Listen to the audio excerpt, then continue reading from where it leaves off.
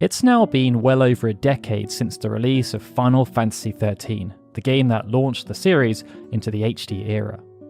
Boasting the largest development team of any Final Fantasy game up until that point, Final Fantasy XIII was always an ambitious project, and that ambition paid off as it ended up as the best-selling PlayStation 3 game ever launched in Japan, selling almost double that of Resident Evil 5, its closest competitor, while also selling over 1 million copies in North America within the first 5 days of its release. And here in the UK, it still holds the record for the biggest day one launch of any Final Fantasy game ever. Final Fantasy XIII was also a landmark title in the scope of its lore and world building. It marked the beginning of both the Fabula Nova Crystallis subseries and the then unplanned Lightning Saga. But despite its success, legacy, and impact on the series, there has been little to no talk from Square Enix so far around the possibility of re-releasing an enhanced version of the game so that it can be enjoyed by the next generation of gamers. And what's curious about this is that Final Fantasy XIII is now the only main numbered title, excluding the MMOs and Final Fantasy XVI, that is yet to receive any kind of enhanced version. And this is despite the game now approaching its 15th anniversary, and virtually every other Final Fantasy game being either remastered or remade multiple times. It therefore begs the question, why hasn't it happened yet? But to even begin to try and answer that question, we need to take a step back. Being the first Final Fantasy game to harness the power of the 7th generation of consoles, Final Fantasy XIII was on a whole new level in terms of graphical presentation and animation. When these new visuals were shown off during E3 2006, they were jaw-dropping, and it led to a huge amount of anticipation being built. And that anticipation only grew, as more and more was revealed about the game, and players around the world went hands-on during trade shows or via the demo that was accessible to those who purchased the Japanese version of Advent Children Complete. They got to experience a new twist on the ATB system that incorporated elements of the series' traditional job class system while using AI to control companions and the general flow of combat. But they also got to see a whole new generation of protagonists in action. Upon release, Final Fantasy XIII was generally well received by critics, with praise given to the game's battle mechanics, visual design, and soundtrack. However, in spite of this praise, it became clear that the game wasn't quite at the standard that people had come to expect from the franchise, or indeed, games that had been overseen by Yoshinori Kitase. In the years that followed, despite the air of negativity that surrounded the game, Lightning though still came to be seen as a strong protagonist, and not just in respect to the franchise, but also video gaming as a whole. Even with hundreds of characters to choose from, Lightning frequently managed to make it into top 10 lists of all-time favourite Final Fantasy characters.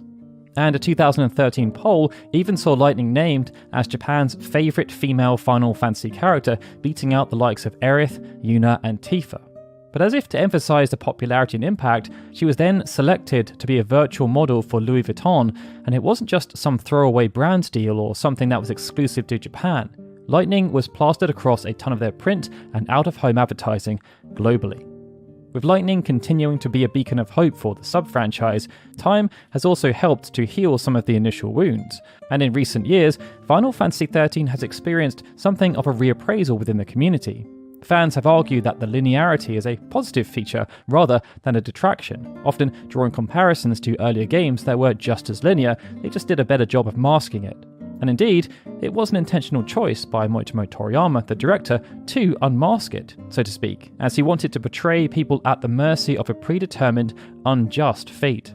He felt that by restricting players to a rigid path from which they could rarely deviate, it would allow them to share that experience, developing a deeper sense of empathy for the characters and their predicament. It was a clever but subtle example of an emergent ludonarrative in which fate felt inevitable and inescapable, both to the characters but also the players. Plus, it felt all the more breathtaking once the lush, open landscape of Grand Pulse was reached in Chapter 11. This positive retroactive sentiment, plus the release of 13.2 and Lightning Returns, has seen the Final Fantasy XIII trilogy ship over 11 million copies worldwide. This positions the trilogy as a modest commercial success, but with so much time having now passed, and with so many technological improvements now available to the development team, the entire trilogy feels ripe for some kind of modern treatment to thrust the game back in the spotlight. And this notion has only been enhanced based on recent trends. Since the launch of the PlayStation 5, we have seen a slew of remakes and remastered editions of classic PlayStation 3 games, and even some from the generation before. While already benefiting from a next-generation facelift and revitalized graphics, these remasters have often included extra features for the players, such as bundling the new versions with existing DLC, new chapters, director's cuts, or just the sheer convenience of having the entire collection packaged as a single release. Assassin's Creed, the Ezio Collection, Uncharted, Legacy of Thieves, and Mass Effect Legendary Edition serve as fantastic examples of this, but there's also the Metal Gear Solid Master Collection Volume 1. The point here is that while the originals are not exactly unplayable, graphical and technical advances made since their heyday have left them looking a little tired and dated by comparison. Plus, there are the practicalities of using dated hardware when a more modern system is readily available and convenient to use.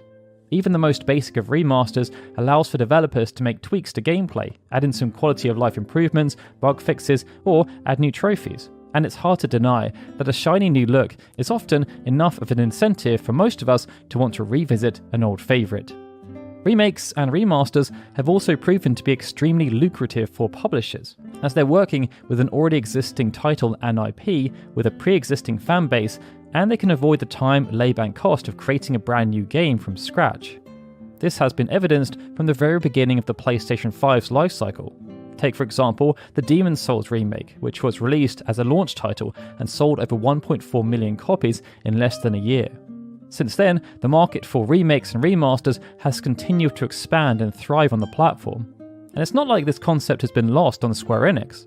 Back in 2021, they released an upgraded remaster of Nier for the PlayStation 4 and 5, which surpassed 1 million copies sold in just under 2 months. This was more than double the estimated sales of the original game. And with Live Alive achieving a similar feat, and the HD 2D remake of Dragon Quest III, and a full 3D remake of Romancing Saga 2 planned to release later this year, it seems that remakes and remasters are still very much in Square Enix's future. In recent times, we've also had the Pixel remasters, which Square Enix claim have sold over 3 million copies, and Crisis Core Reunion. But that then brings us back to Final Fantasy XIII. Square Enix are clearly very committed to re-releasing old games, and after the relaunch of the Pixel Remaster Collection in April of 2023, we have now reached a point where every mainstream Final Fantasy title is now available for almost every single modern system, except Final Fantasy XIII. That's not to say it's completely absent from modern systems though, as although it cannot be played on the Switch or the PlayStation 4 or 5, Final Fantasy XIII did make its way into the next console generation when it was announced for Xbox Game Pass. It arrived alongside the rest of the Lightning Saga, and all 3 games were classified as being Xbox X enhanced with FPS boosts, but these enhancements appear to have been largely driven by Microsoft rather than Square Enix. And so, while this showed there was still interest in playing the 13 trilogy on modern systems, a true Final Fantasy XIII remaster remains elusive, at least for now. For a long time, Final Fantasy XII shared a similar fate. It too was divisive when it was released, but Square Enix decided to bring it back into the spotlight in 2017 via Final Fantasy XII The Zodiac Age, as they sought to ride the wave of its ever-increasing popularity. It was no mere port either. Instead of updating the base game, Square Enix decided to deliver a complete remaster of the International Zodiac Job system, an already enhanced version of the game that was previously exclusive to Japan. Upon launch, its sales couldn't match the runaway success of the Final Fantasy X 10.2 HD remaster, but it did go on to sell over 1 million copies, a figure that has surely risen following its subsequent release on other platforms. In short, whenever Square Enix produces these remasters or pseudo-remakes, they sell well, which means the only logical assumption is that Creative Studio 1, which is now being helmed by Naoki Hamaguchi, just feels like there are better things for them to be working on, which probably isn't what fans of 13 want to hear. Square Enix has always been very precious when it comes to reworking any of their already released Final Fantasy games. One of the core tenets is that they believe original members of the staff have to be present to oversee whatever changes are being made so they are respectful to the source material. To work along with this, the Final Fantasy III remake was directed by Hiromichi Tanaka, who was the principal game designer of the original Famicom version. And the same approach was taken with the Final Fantasy IV remake, as Tanaka was replaced by Takashi Tokita. Hiroshi Hirata was placed in charge of Final Fantasy VIII Remastered, having served as a battle programmer on the original PlayStation release.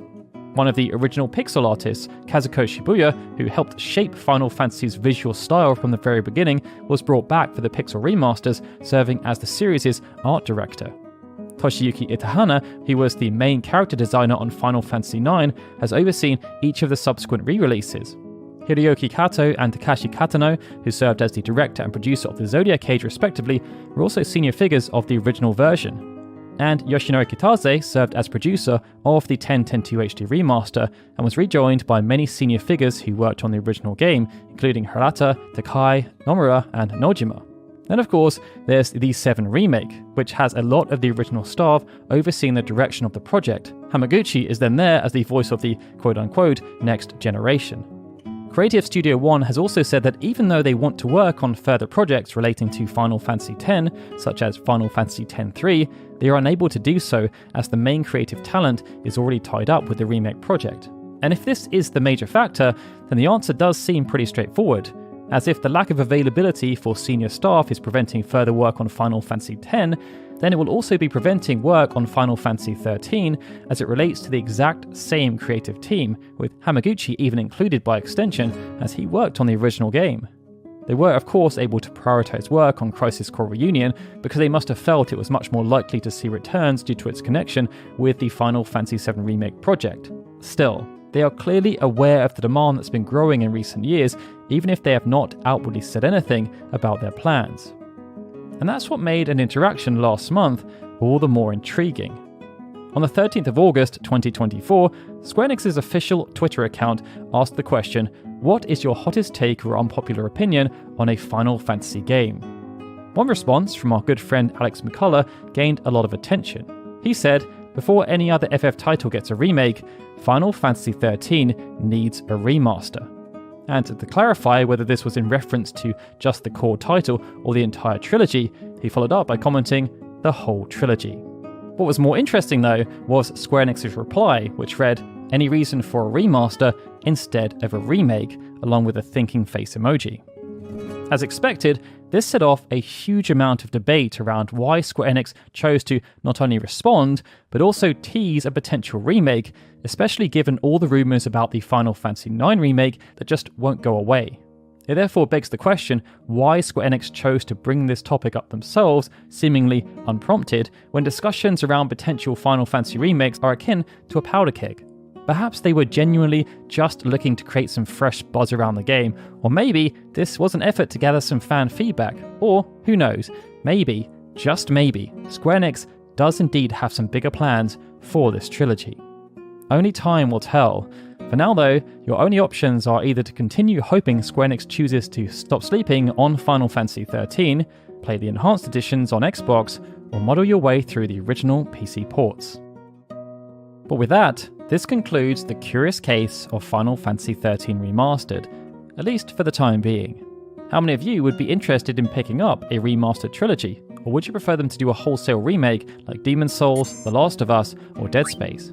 Let us know in the comments below, and if you enjoyed this video, please feel free to give it a like. Alright everyone, with that, this is Daryl signing out. As always, I'd like to give a big thank you to all of our Patreon and YouTube membership supporters, especially Benjamin Snow, CloudClone28, The Livestream, Gregory, Juan Jaramillo, Justin Dent, and Sukun TDK were super special Onion Knight supporters, and of course, a big thank you to everyone for watching this video. I'll see you all again soon for more Final Fantasy goodness.